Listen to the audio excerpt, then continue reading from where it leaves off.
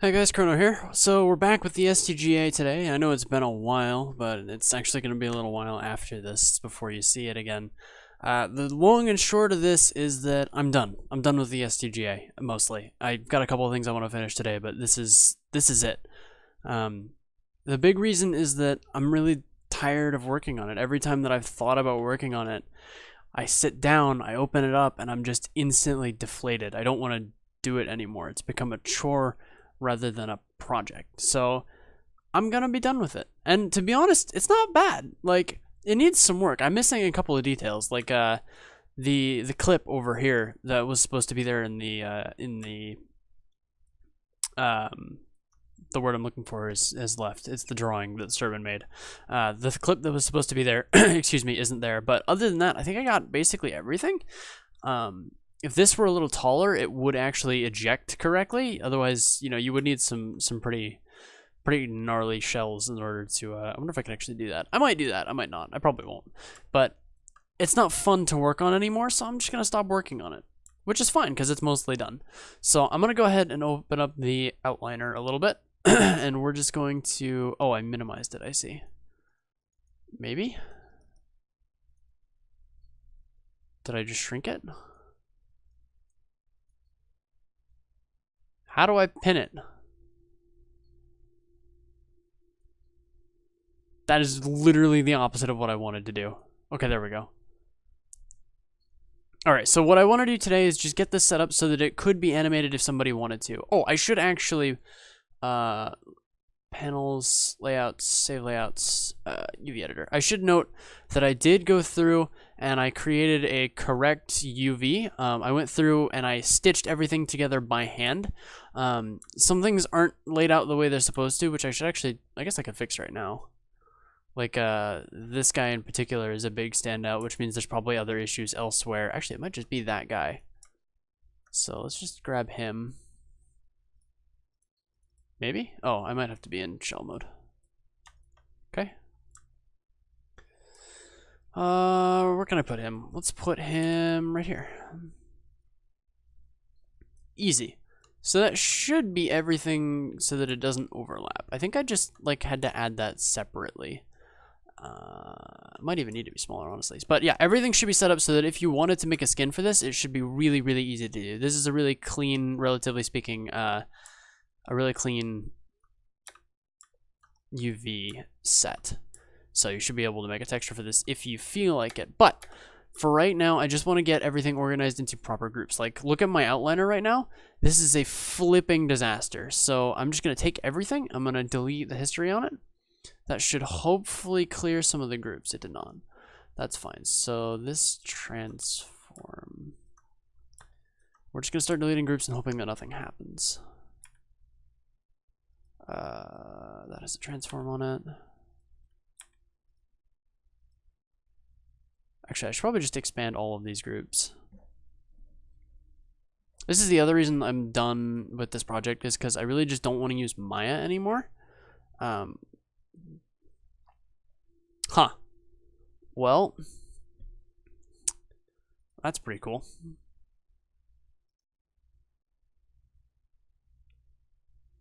Awesome. All right, well, let's load that back up. Yeah, I don't enjoy using Maya anymore because it's kind of crashy and it takes forever to load anything. I've started using Blender just sort of casually as sort of a test to see if I like it, and with the new 2.8 update, it's just like miles beyond anything Maya could ever be for me.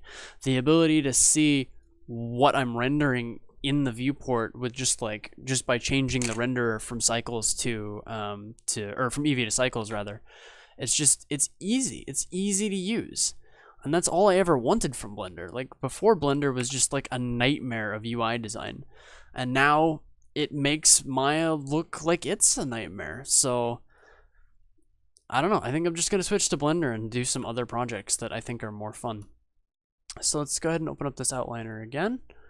So I've got a plane. Oh, it's probably on. Let's bring up all my duplicate meshes. So let's go ahead and delete this mag. We'll keep the muzzle. We'll move it a bit. we center pivot you? We'll keep the muzzle because it looks pretty cool. Oh, it's not focused at all. It's this one, I think. I must have moved the gun at some point. We'll also shrink it down a little bit. Make sure it looks okay. Yeah, looks fine. Okay. So that is one mesh. This is P cylinder 9. So I'm just gonna open up all these groups. P cylinder 12. That's the site. Okay. We're just gonna, I think it's middle mouse button. We're just gonna drag that out of this group. Open up all these. Is it X? I know there's a hotkey to expand things. I just don't remember what it is. Oh, good lord. Okay. So let's just take everything and just delete the history on it. Hey, all right, that's better. That's better. So P Prism 5. You are the thing. Okay, so let's middle mouse button you out, and we'll take all of you and delete the history again. Okay. So this went well the last time. Worked fine. Okay. So now we're just going to name everything. So this is our image ref. This is, Lord. This is gun body. Okay, so I want to actually separate these meshes out. So now they should be different meshes. Yeah, okay. So I want some of them to be together, but others to not be together. So that is the sights. That is the muzzle. This can be its own thing. This gets grouped in with this. So I want to take these two things and mesh combine. I want these to be named hollow sight. Okay. I want this body piece. Let's just isolate it and make sure that we get everything that we want. I want the bottom part too. So I want that. I want these to be included as well. Actually, if I'm including these, then I should also include that. We'll leave the trigger separate just in case. So these mesh combine. We're gonna name this gun body. We'll name it body. We'll just keep it simple. Yeah. Okay, so body. That should be capitalized. We should be consistent. So that's the body. This is the magazine. Okay, so what's left? What are you? Oh, you should be included with the body as well. So let's click you, shift click you, mesh combine, body. Oh, it kept the group. Delete history. Okay. So what's left at this point? This is, oh, the bolts. The bolt and the bolt shield thing, those get to be one mesh, so mesh combine. What are you? You are included with the hollow sight. So let's actually click you first. History. Polysurface 9, what are you? You are the trigger. Okay, you can be your own item. Let's go ahead and select everything and center pivot it, I guess. Oh, I might have to select everything individually. That's fine, that's fine. So we'll just organize this really quick. Move you out of the group that you're in. Delete this group. Whoops, I want to delete the history first. There we go. Okay, so Polysurface 20, what are you? You are the bolt. Okay. So we might, hollow sight should not be 1, it should just be hollow sight.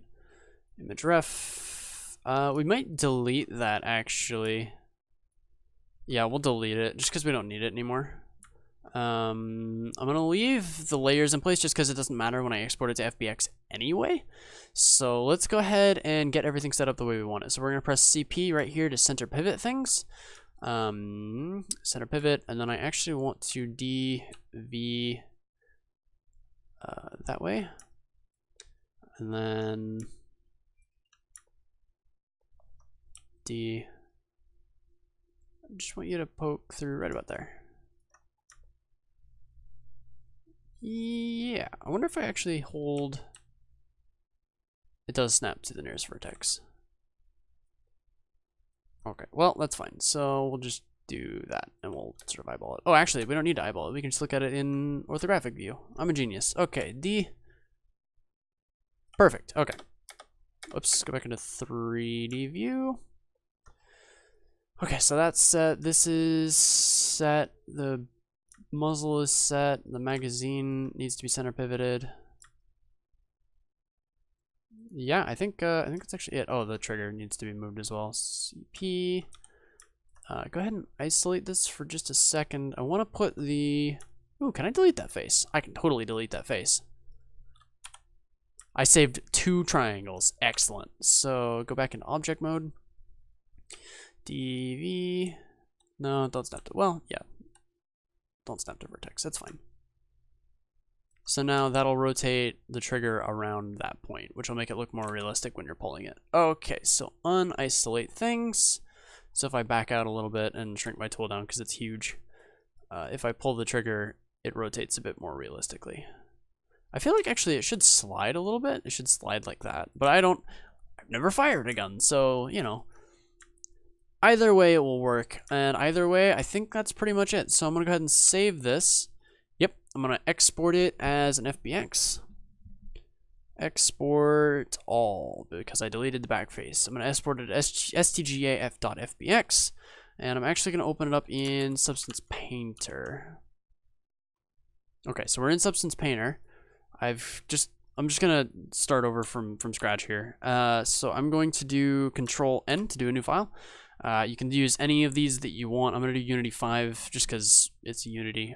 Mesh select stga.fbx. Okay. There we go. So now we've got my mesh in here and we can start texturing it if we wanted to, which I don't. So yeah, just to show you that it does work. It is a valid thing. I'm just going to take one of these materials. Let's take lizard scales. That sounds cool. Yeah, let's do leather. Let's make this a leather gun. Why not? So you can see the texture is applied. This is a 2K texture. I don't actually know how to get rid of this second window.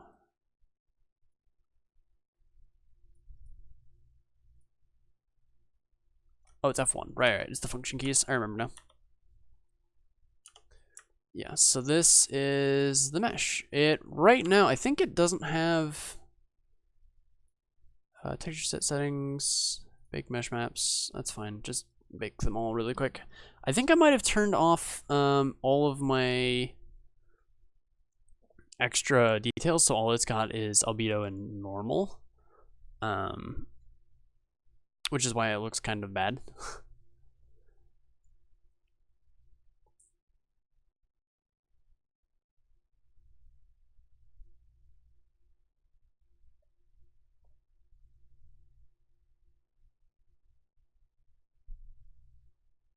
That's our maps finished. It did bake a little weird right there. I think that might be the thickness map. But we don't actually need the thickness map, so I don't actually care that much. So yeah, it looks like for my material, I actually have it set to... No, I do actually have height roughness, metallic, and normal. So let's actually make a new profile. I'm just curious at this point. I'm not actually going to do it. So if I set it to Unity, metallic roughness PBR, select the FBX, okay. And then I just drag a leather texture on. What's something that I know has, this has?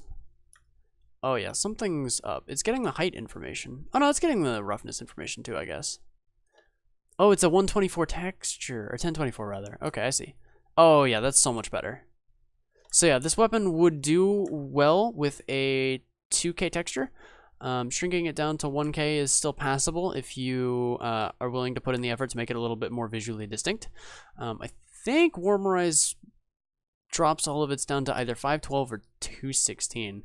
Either way, or 216, I'm sorry, 256. Either way, it should be all right.